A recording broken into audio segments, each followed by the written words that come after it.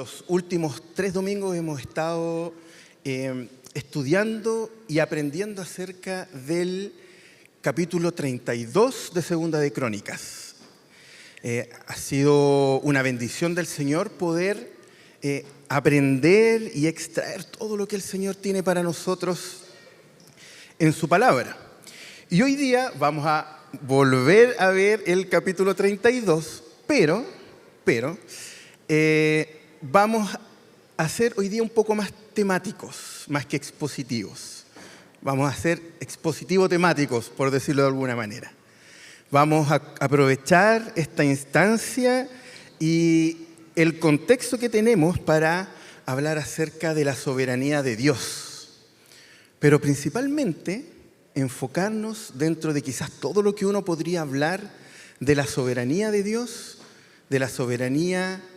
sobre el mal. ¿Qué quizás tiene que decirnos nuestro Señor acerca de este tema? Y me gustaría partir, para que podamos introducirnos y meternos de lleno ya en este tema, con quizás algunos ejemplos o algunas ilustraciones que nos pueden ayudar, ¿no es cierto?, a entender cuál es el propósito que el Señor tiene para nuestras vidas con respecto a este tema en particular. Y yo me acordaba, o pensaba en realidad, que cuando uno está sentado en la mesa, cuando uno está a punto de almorzar y ve en esa fuente una rica ensalada con un rico tomate de limache, con una rica paltita de quillota, con una fresquita lechuga, no sé de dónde vienen las lechugas, pero de donde vengan, uno simplemente disfruta de algo que fue un proceso muchas veces muy complejo. Uno disfruta ya del fruto, de alguien que se fijó un propósito de poder cultivar esas verduritas y uno simplemente las disfruta. Pero cuando oramos por los alimentos, quizás, o cuando los comemos, pocas veces pensamos que una o más personas se levantaron a las 5 de la mañana a preparar y trabajar la tierra, a tomar esas semillas, seleccionarlas, plantarlas, dormir con un ojo abierto, con uno cerrado, para que no les roben los productos, para que los animales no se coman las verduras. Pocas veces nosotros pensamos que ese agricultor, muchas veces con una lluvia inesperada, sufrió por la pérdida quizás de la mitad de la cosecha. Nosotros simplemente disfrutamos de aquel producto que llegó a nuestra mesa y que llegó fresquito y redondito para poder comerlo. O cuando vamos al doctor y nos atiende y nos da la solución y un tratamiento adecuado para nuestra dolencia, nadie piensa que detrás de ese profesional, del oficio que sea, hubo quizás una mamá que se levantó todos los días temprano y le dijo, oye, hay que ir al colegio, o se preocupó de tenerle comida, alimento, para que creciera fuerte y sano, o que muchas veces lloró a escondidas porque no tenía, ¿no es cierto?, quizás lo suficiente para que su hijo pudiera desarrollar todos los dones y talentos y se las ingenió para mandarlo a la escuela de fútbol, para que aprendiera algún idioma, para que finalmente pudiese desarrollar aquello que el Señor le entregó. Nosotros solamente, o muchas veces, no pensamos en el proceso y simplemente nos quedamos con el resultado de eso.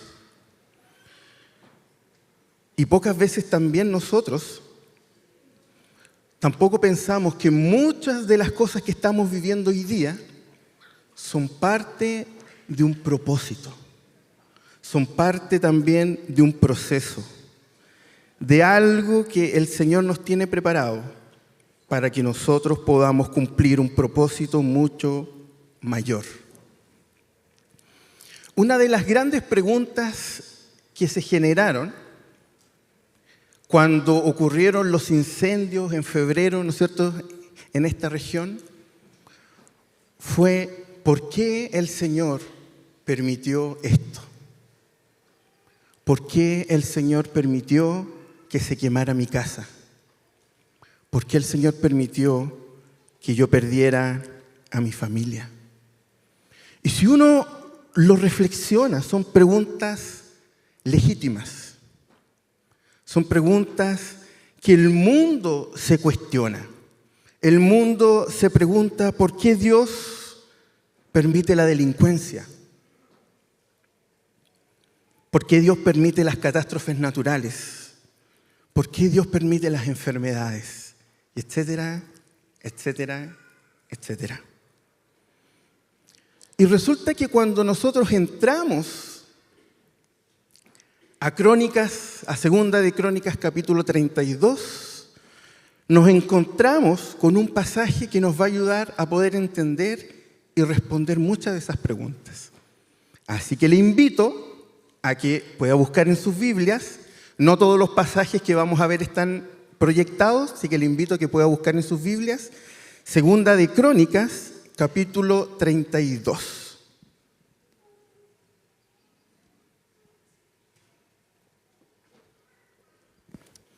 Vamos a leer el primer versículo, el versículo 1.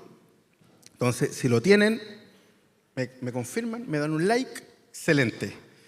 Entonces, vamos a leer el versículo 1 del capítulo 32, que dice así, dice: después de estas cosas y de esta fidelidad, vino Sennacherib, rey de los asirios, e invadió a Judá, y acampó contra las ciudades fortificadas con la intención de conquistarlas. Hemos revisado a lo largo de la serie, ¿no es cierto?, que Judá, el reino de Judá, el reino del sur, tuvo una serie de reyes, algunos buenos que buscaban glorificar a Dios y otros no tan buenos. Y Ezequías fue un rey que se esforzó, aunque imperfectamente, veíamos, ¿no es cierto?, en algunas de las prédicas, cómo él también se llenó de orgullo, cómo imperfectamente él se esforzó por llevar una vida que agradara a Dios y llevar al pueblo de Dios a glorificarle, a reconocerle. Y resulta que él estaba haciendo lo que uno podría decir, él estaba haciendo todo bien, absolutamente todo bien. Pero de repente se encontró con una situación que él no buscó, que él no pidió. Mire cómo describe Crónicas en el capítulo 31, los versículos 20-21, cómo describe la gestión y el gobierno de Ezequías. Versículo 20 dice: de esta manera hizo Ezequías en todo Judá y ejecutó lo bueno, recto y verdadero delante de Jehová su Dios. Así se va definiendo la gestión de Ezequías en Judá. En todo cuanto emprendió, todo lo que quiso hacer, en el servicio de la casa de Dios, de acuerdo con la ley y los mandamientos, buscó a su Dios. Lo hizo de todo corazón y fue prosperado. Ezequías venía haciendo las cosas bien. A diferencia de los otros reyes, incluso a diferencia de Acaz, su padre, él buscó glorificar al Señor. Y resulta que después de eso, él se encuentra con esto y tiene que enfrentar una invasión asiria. ¿Qué es lo que hizo Ezequías? Ezequías restauró y restableció la adoración en Judá. Abrió las puertas del templo, volvió a establecer las fiestas, levantó a los adoradores, a los levitas, a los sacerdotes, votó los dioses, los ídolos, y abogó por la reconciliación del pueblo. Y aún así, después de que hizo todo lo que era agradable ante los ojos del Señor, resulta que ahora se le viene un pueblo a invadir Judá. Judá era casi una comuna, era muy, muy chiquitita, y tenía que enfrentar una invasión, la invasión asiria de manos del rey Senaquerib. ¿No se ha sentido en algún punto en su vida así, quizás en algún momento? A lo mejor después de mucho tiempo usted pudo encontrar estabilidad en un trabajo. Después a lo mejor de tanto buscarlo y de tanto esforzarse. O por fin tiene ese ascenso que le permite tener un mayor sueldo, poder hacer esas cosas que usted planeaba en su casa, que siempre quiso hacer. Y de repente ocurre algo que sin buscarlo cambia absolutamente todo el panorama. O finalmente ya toda su familia se congrega. Después de mucho tiempo, después de harta lucha, su familia por fin está asistiendo a la iglesia. Reina la paz en el hogar y llega una enfermedad o un accidente y lo cambia todo. Y el panorama cambia completamente.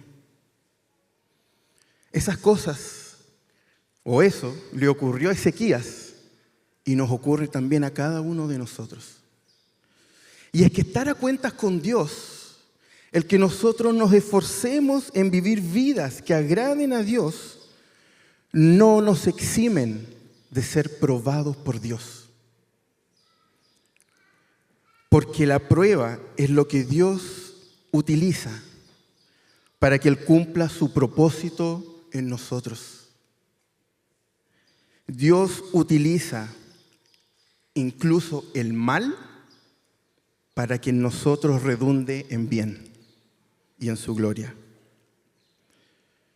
Porque todas estas situaciones que nosotros enfrentamos de sufrimiento y de dolor tienen un propósito para que el día de mañana nosotros podamos ser como ese tomatito limachino, como esa paltita, que nosotros podamos ser fruto de habernos esforzado y haber crecido a la estatura de nuestro Señor.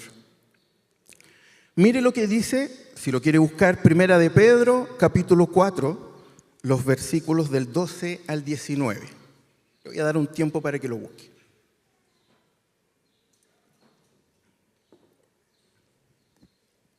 Primera de Pedro, capítulo 4, versículos del 12 al 19. Dice así,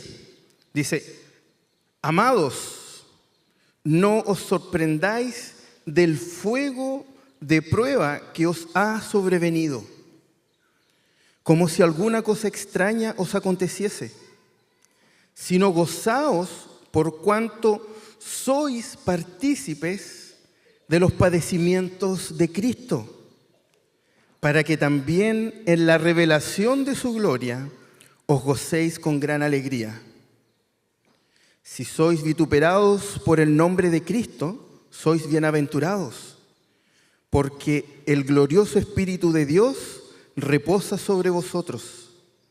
Ciertamente, de parte de ellos, Él es blasfemado, pero por vosotros es glorificado.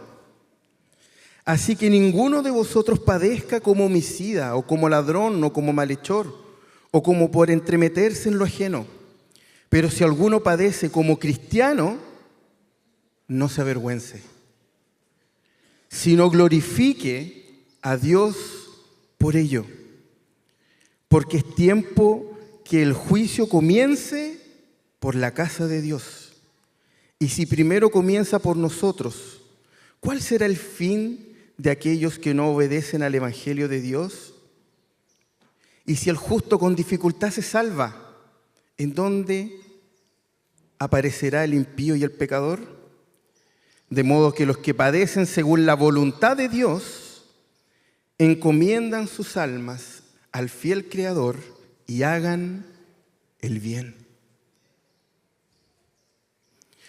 Querido amigo, querido hermano, usted piensa que lo que le ocurrió a Ezequías con la invasión de Asiria se le escapó de las manos a Dios? ¿Usted piensa que Dios se descuidó y se le metieron los asirios? ¿Usted cree sinceramente que esto es un hecho del cual Dios no tiene conciencia? Vamos a leer un texto paralelo que complementa el relato de Segunda de Crónicas, que está en Isaías 7. Vamos a leer los versículos 17 y 20. Y dice: Jehová hará venir sobre ti, sobre tu pueblo y sobre la casa de tu padre, días cuales nunca vinieron desde el día que Efraín se apartó de Judá, esto es, al rey de Asiria. Y acontecerá que aquel día silbará Jehová a la mosca que está en el fin de los ríos de Egipto, y a la abeja que está en la tierra de Asiria. Y vendrán y acamparán todos en los valles desiertos, y en las cavernas de las piedras, y en todos los zarzales, y en todas las matas. Y en aquel día el Señor raerá con navaja aquilada con los que habitan al otro lado del río, esto es, con el rey de Asiria, cabeza y pelo de los pies, y aún la barba también quitará. Si nosotros nos quedáramos solo con el relato de Segunda de Crónicas, podríamos a lo mejor también especular muchas cosas. Pero el Señor ya vio este partido. Al Señor no se le escapa nada, porque Dios es soberano. Dios es soberano. ¿Qué significa que Dios sea soberano? Que Dios tiene pleno conocimiento, tiene pleno dominio, tiene pleno control, autoridad y propósito en todas las cosas que ocurren, y a Dios nada lo pilla por sorpresa. Nada. Es tanto el poder de nuestro Dios que incluso el mal lo transforma en bien para sus hijos. Es tan poderoso nuestro Señor que aquel sufrimiento que hoy estamos teniendo es parte de un proceso para que nosotros crezcamos a la imagen de nuestro Señor Jesucristo. Lo que sea que estemos viviendo en este momento, a Dios no se le ha escapado de las manos, ni siquiera Él ha ignorado lo que nos está pasando. Dios está plenamente consciente de lo que ocurre.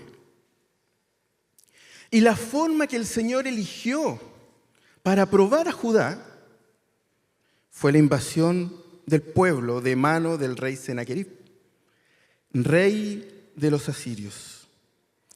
Y el propósito que el Señor tenía con esta prueba era que glorificaran su nombre y que crecieran en fe. El Señor permitió esta invasión, o esta casi invasión, para que glorificaran el nombre del Señor y crecieran en fe. Porque cuando el nombre del Señor es glorificado, nosotros somos bendecidos. Cuando el nombre del Señor es exaltado y reconocido como soberano y poderoso sobre todo, nosotros probamos su bondad.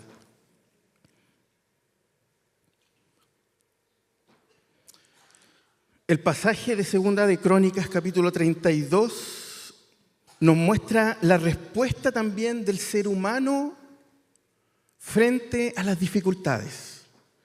Por un lado, vemos cómo Dios es soberano. Yo leí solamente un pasaje paralelo, pero Segunda de Reyes también complementa este relato. Dios es completamente soberano y dispone de todo, y Él permite todo para que sus hijos puedan ser bendecidos y Él pueda ser glorificado. Pero también este relato nos muestra la condición humana. ¿Cómo es la condición humana caída? Pero por un lado, nosotros podemos ver a Ezequías, que es un hombre que con todas sus imperfecciones buscó glorificar al Señor. Voy a leer algunos versículos para que usted me pueda seguir del capítulo 32. Voy a leer el versículo 2. Dice: viendo pues Ezequías la venida de Sennacherib y su intención de combatir a Jerusalén, tuvo consejo con sus príncipes, con sus ministros y con sus hombres valientes, con sus soldados, para cegar las fuentes de agua que estaban fuera de la ciudad, y ellos le apoyaron. ¿Qué es lo que hacemos nosotros cuando viene una dificultad? Todos nosotros tomamos algún tipo de acción. Si viene una crisis económica, alguna cesantía inesperada, ¿qué es lo que hacemos? Empezamos a apretarnos el cinturón, como se dice por ahí. Empezamos a recortar el Netflix, el Disney Plus. Ya no hay tantas pichangas los fines de semana. Ya, obviamente, ya no hay tantas cosas en la mesa. El Señor provee, nunca falta, pero obviamente uno empieza a tomar ciertos resguardos. Y una de esas cosas, por ejemplo, es buscar consejo. Es muy sabio lo que hizo Ezequías frente a la crisis. Empezó a tomar algunas acciones y dentro de eso, obviamente, buscó consejo en sus ministros y en sus generales, en sus soldados. Fíjense qué más hizo. Después, versículo 5, después con ánimo resuelto, edificó Ezequías todos los muros caídos e hizo alzar las torres y otro muro por fuera. Fortificó además el Milo en la ciudad de David y también hizo muchas espadas y escudos. Tomó acción, buscó consejo y empezó a tomar medidas también para enfrentar esa crisis. Pero mire algo importante y algo interesante que hace Ezequías en los versículos del 6 al 8 y que muestra el corazón de alguien que ama y que honra a Dios. Versículo 6: y puso capitanes de guerra sobre el pueblo y los hizo reunir en la plaza de la puerta de la ciudad y habló al corazón de ellos diciendo: esforzaos y animaos. O sea, es como que viniera, no sé, piensa en la nación más grande a invadir solo Viña del Mar. Yo con suerte puedo tirar una piedra. Sería cero aporte en esta guerra. Y miren, yo no sé qué es lo que haría el alcalde o la persona ahí a cargo de llevar esta invasión, que es absolutamente desproporcionada y tiene la valentía de decir: esfuércense y anímense. Es casi una locura. Esfuércense y anímense. Después les dice: no teman, ni tengan miedo del rey de Asiria, ni de toda la multitud que con él viene, porque más hay con nosotros que con él. Con él está el brazo de la carne, eso es la fuerza humana, su propia confianza. Con él está el brazo de la carne, mas con nosotros está Jehová nuestro Dios para ayudarnos y pelear nuestras batallas. Y el pueblo tuvo confianza en las palabras de Ezequías, rey de Judá. El corazón de alguien que frente a la dificultad, a una pelea y a una batalla, a un problema que es desigual, por más acciones que tome, que es algo que hay que hacer, tomar acciones. Pero su confianza no estaba en lo que él podía hacer. Su confianza estaba en el Señor. La confianza del rey Ezequías estaba puesta en Dios. No estaba puesta en sus esfuerzos, en su fuerza, en su energía, en su conocimiento, en su estrategia. La confianza de Ezequías estaba puesta en Dios. Y él sabía que había una promesa de Dios, de que el Mesías vendría de la tribu de Judá, y que el Señor es un Dios fiel que cumple su palabra, que cumple sus promesas. y que ante la adversidad Él iba a pelear la batalla por su pueblo. Esa era la confianza que tenía Ezequías, y ese fue su discurso. Mas con nosotros está Jehová nuestro Dios para ayudarnos y pelear nuestras batallas. Él hizo lo que podía hacer. Él hizo lo que estaba en sus manos hacer. Pero él sabía que aunque tuviese un ejército pequeño o uno gigante, el resultado no dependía de él, sino de un Dios soberano que está en control de todo y que cumple su palabra. La promesa estaba con Judá. El Señor había prometido que de allí vendría su pueblo. Él sabía que la batalla estaba ganada, porque el Señor la ganó. Y esa es la tranquilidad que debemos tener todos los hijos de Dios frente a la adversidad, frente a las dificultades, frente a los problemas, frente al mal del mundo. Porque ya lo dice Romanos 8:28. Y sabemos que a los que aman a Dios, todas las cosas, no algunas cosas, todas las cosas les ayudan a bien a los que aman al Señor. Esto es, a los que conforme a su propósito son llamados. El Señor tiene propósitos con nosotros. El Señor tiene un propósito, pero esos propósitos requieren de procesos para poder llegar a ese objetivo y a esa meta final. Todas las cosas operan conforme al propósito de Dios. Entonces, por un lado tenemos a Ezequías y cómo su corazón respondió frente a la dificultad, frente a la maldad, frente al problema, ante Dios. Pero este mismo pasaje también nos muestra otra parte de la condición caída, de la condición humana. Nos muestra al rey Senaquerib. Fíjense la joyita que nos dejó el cronista en cuanto al discurso del rey Senaquerib. Versículo 10 del capítulo 32. Dice: así ha dicho Senaquerib, rey de los asirios: ¿en quién confiáis vosotros al resistir el sitio en Jerusalén? Los asirios habían acabado con el reino del norte, con Israel. Habían acabado con muchas otras naciones y habían acabado con todos los ídolos y con todos los dioses de esos pueblos. Imagínense cómo estaba de orgulloso el corazón del rey. Versículo 11.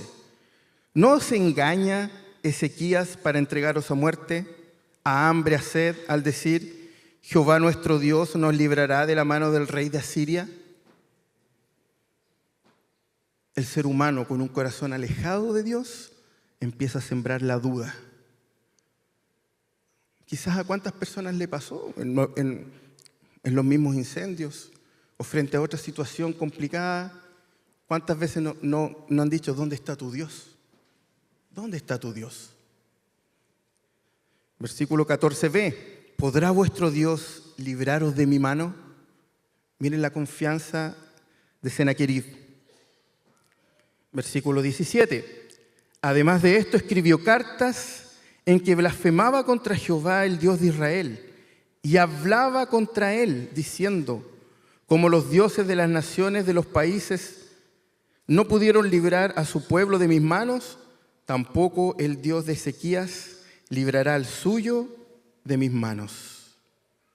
Fíjense cómo el discurso de Ezequías muestra su corazón.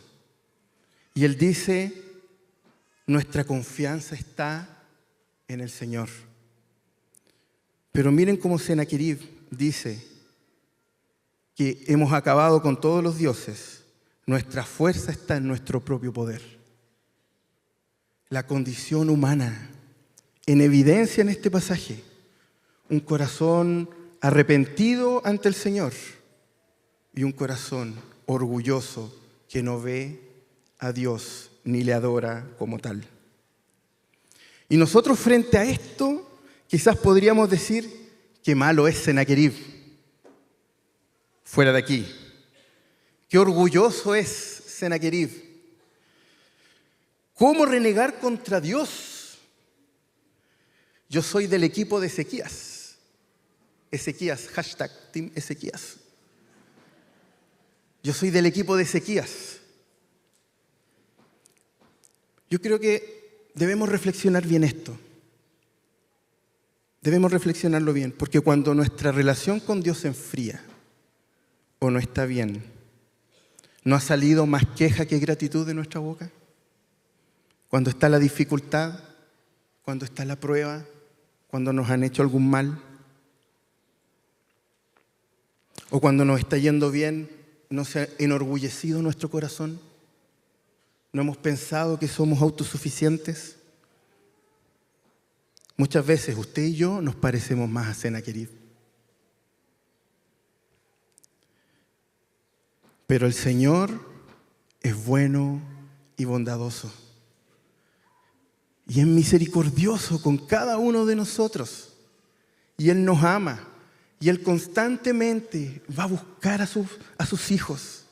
Busca a su pueblo y nos llama al arrepentimiento. Si hoy usted está pasando una dificultad o directamente alguien le está haciendo algún mal, recuerde que esto no se le ha escapado al Señor. Ponga su confianza en Él. Descanse en Él. Porque junto con esto, usted va a crecer en madurez y va a conocer al Señor de una forma que no lo va a poder conocer de otra manera. ¿Cómo vamos a conocer a un Dios consolador cuando estemos en el cielo? En el cielo ya vamos a estar bien. Este es el momento para degustar y probar de las caricias del Señor, de la misericordia del Señor. ¿Cómo vamos a conocer a un Dios proveedor si no hemos pasado escasez? ¿Cómo vamos a conocer a un Dios que tiene misericordia si no hemos ido en humillación y le hemos reconocido como Dios? Las pruebas y las dificultades que el Señor permite en nuestra vida tienen como propósito forjarnos a la imagen de nuestro Señor Jesucristo. La meta del creyente es parecernos cada vez más a Jesús. Y la prueba es parte de eso, como lo leíamos en Primera de Pedro. Hace unos días, a raíz de otra situación, me puse a leer un artículo, que lo tengo, se lo puedo compartir si a usted le interesa el tema. Y un artículo bastante duro. Y habla acerca de los niños en la Roma del primer siglo. Y es interesante ver cómo el tema de la adopción en Roma era un tema bastante manoseado. Muchas veces cuando las familias no podían tener niños, adoptaban para preservar el nombre o para poder hacer negocios con otras familias.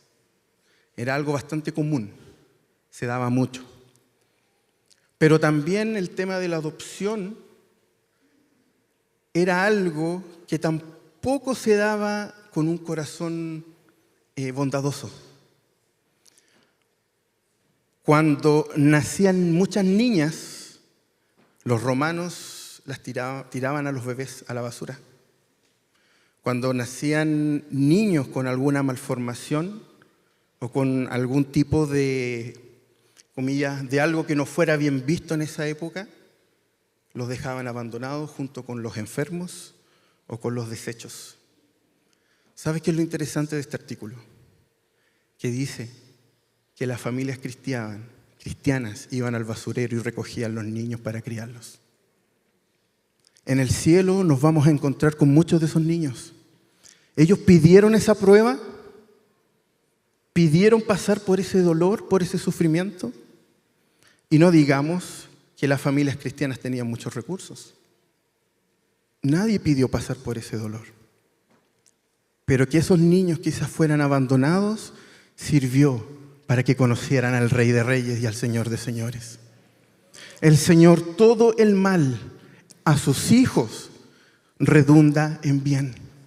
Por eso mira tu dificultad y mira tu problema, no como que el Señor te ha olvidado, sino como parte de su misericordia y de su amor para forjarte a la imagen de Cristo, a la imagen de nuestro Señor.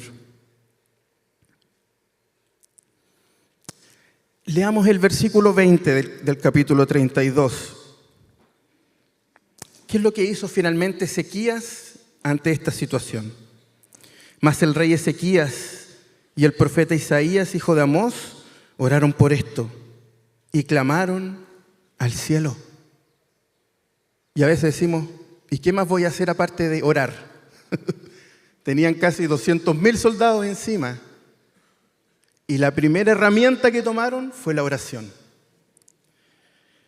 Mas el rey Ezequías y el profeta Isaías, hijo de Amós, oraron por esto y clamaron al cielo.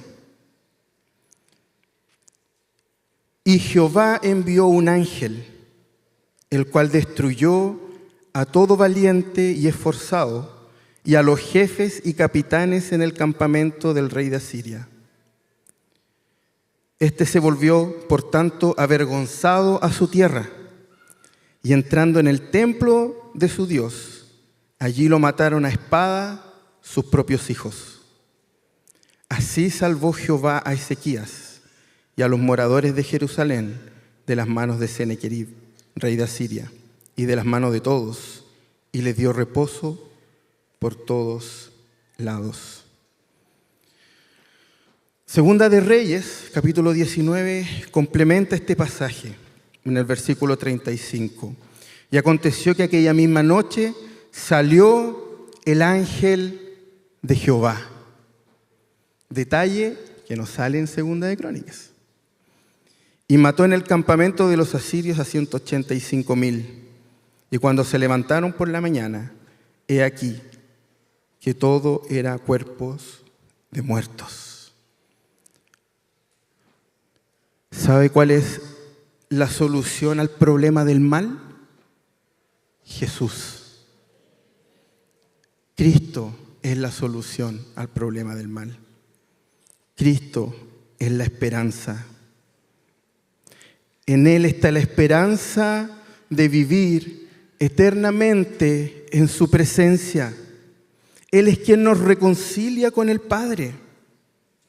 Todo lo que ocurre en nuestras vidas tiene que ver con Él. Él es la estrella. Y nuestro objetivo es parecernos cada día más a Él. Pero para parecernos cada día más a Él, las pruebas son parte del contrato. Ezequías e Isaías oraron a Dios por esta situación y el Señor envió a su ángel a librarnos.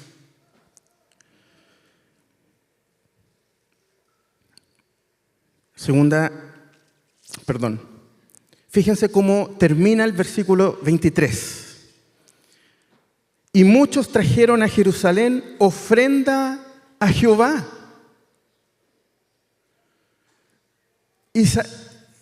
Ezequías e Isaías, comillas, solamente oraron y pidieron al Señor que Él haga su voluntad. Ellos no sabían cómo el Señor iba a solucionar este problema. Y en la soberanía de Dios, Él decidió enviar a su ángel. Y esto resultó en que trajeron ofrendas al Señor y ricos presentes a Ezequías, rey de Judá.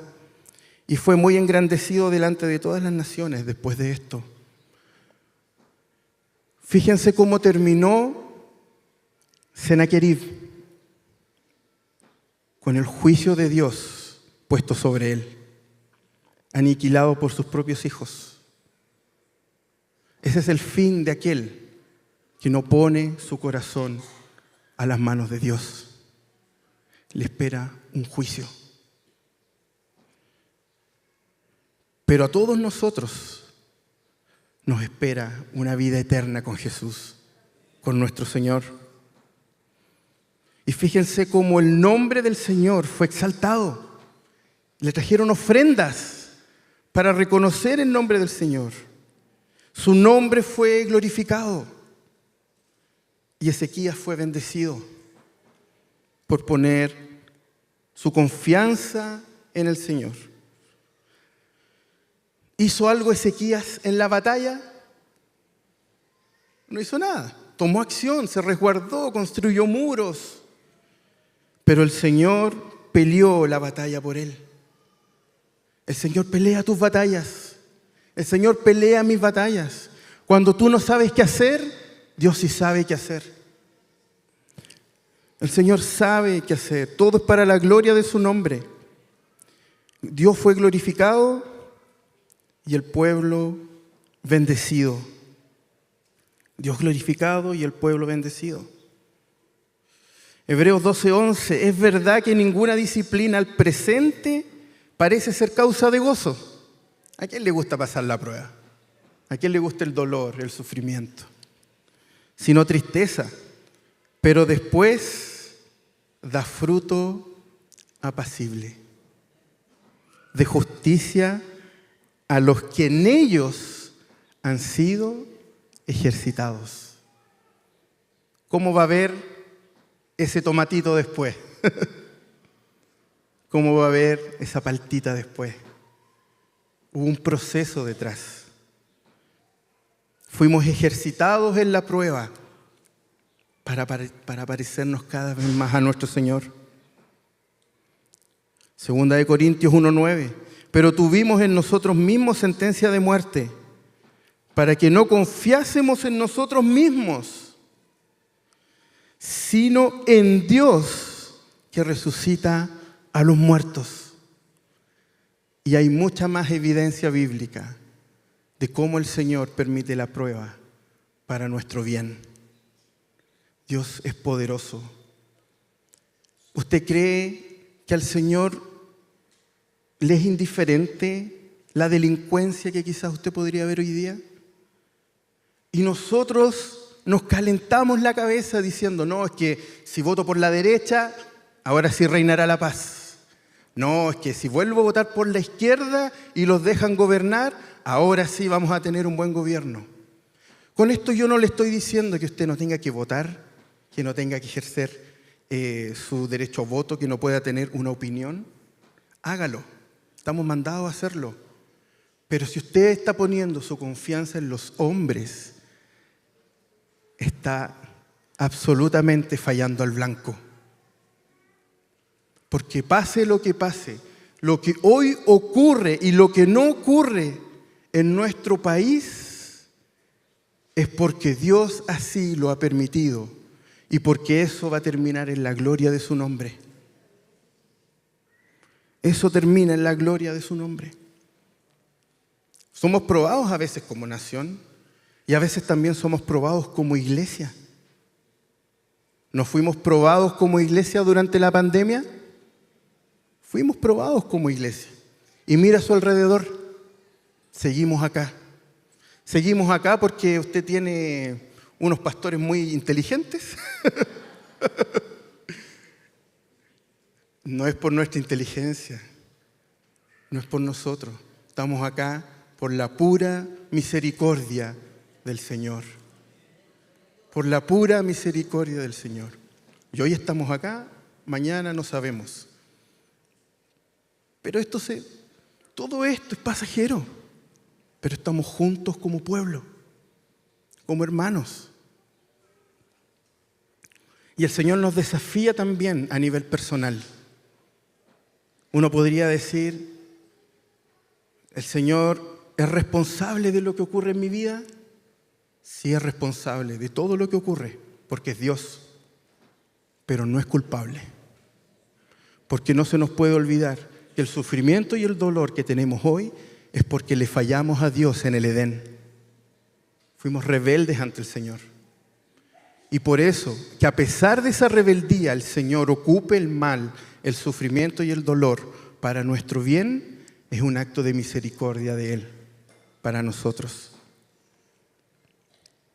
El sufrimiento que vivió Job le sirvió para conocer más al Señor. Y terminó casi diciendo: de oídas te había oído, mas ahora mis ojos te ven. El sufrimiento de José con sus hermanos. ¿Usted cree que el Señor lo puso en Egipto, en un lugar importante para toma de decisiones, para agradecer su buena voluntad de haber soportado las pruebas?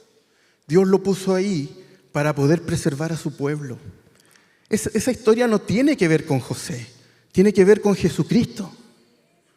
Dios permitió que José llegara a ese lugar para que su pueblo pudiese ser prosperado y él cumpliera la promesa del Mesías que iba a venir. Y asimismo el sufrimiento de Cristo, el injusto sufrimiento de Cristo. El mundo se pregunta ante la guerra, ante la enfermedad, ante las dificultades, ¿por qué cosas malas le pasan a gente buena? Le digo algo, en la historia de la humanidad ha habido un solo bueno al que le ocurrió algo malo, y ese es Jesús. El único bueno de la historia recibió el castigo que tú y yo merecíamos. ¿Y saben qué terminó? En que ahora estamos en los brazos de nuestro Señor. Todo lo malo, todo lo que consideramos malo, termina en bien. A lo mejor hoy estás viviendo una enfermedad que su pronóstico no es el mejor. Me encantaría decirte que todo va a terminar, que te vas a sanar. ¿Sabes qué? No lo sé. Lo que sé es que lo que estés viviendo va a terminar en la gloria del Señor. Y si pones tus manos en la salvación de Cristo, vamos a vivir eternamente con Él. Lo que vivamos en esta tierra es absolutamente pasajero. El sufrimiento en esta tierra y el dolor es pasajero. Pero nos enseña a conocer más a nuestro Señor y a parecernos cada día más a Él. Entonces, abraza ese dolor, abraza ese sufrimiento, confía en el Señor y confía que lo que estás viviendo es un proceso que el Señor tiene para convertirte en algo mucho mejor de lo que somos ahora, en un corazón transformado por la sangre de Jesús. La próxima vez que usted vea una joya, una piedra preciosa, recuerde que antes de toda esa belleza, esa piedra era un carbón. Esa joya era una piedra que tuvo que ser forjada, quemada, para que luego tenga esa belleza. Esa es la belleza que nos va a esperar en nuestra gloria eterna con nuestro Padre.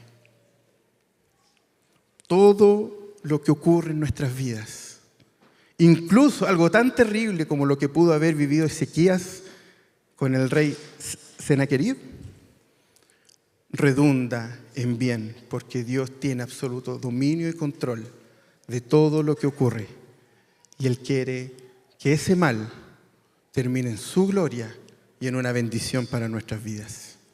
Oremos.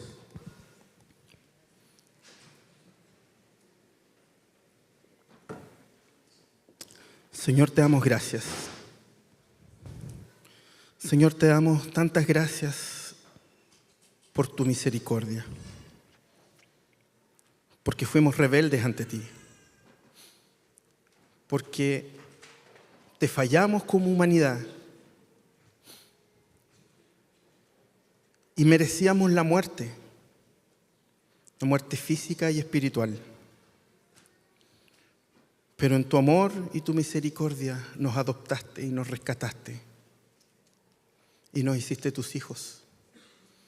Y tu anhelo y tu deseo es que nosotros nos parezcamos cada día más a ti. Ayúdanos, Señor, más que a especular con cuál será el fin de todo esto, a poner nuestra confianza en ti y saber que tú pelearás nuestras batallas, que todo va a terminar como tú quieras que termine, y eso va a ser bueno. Te bendecimos, Señor.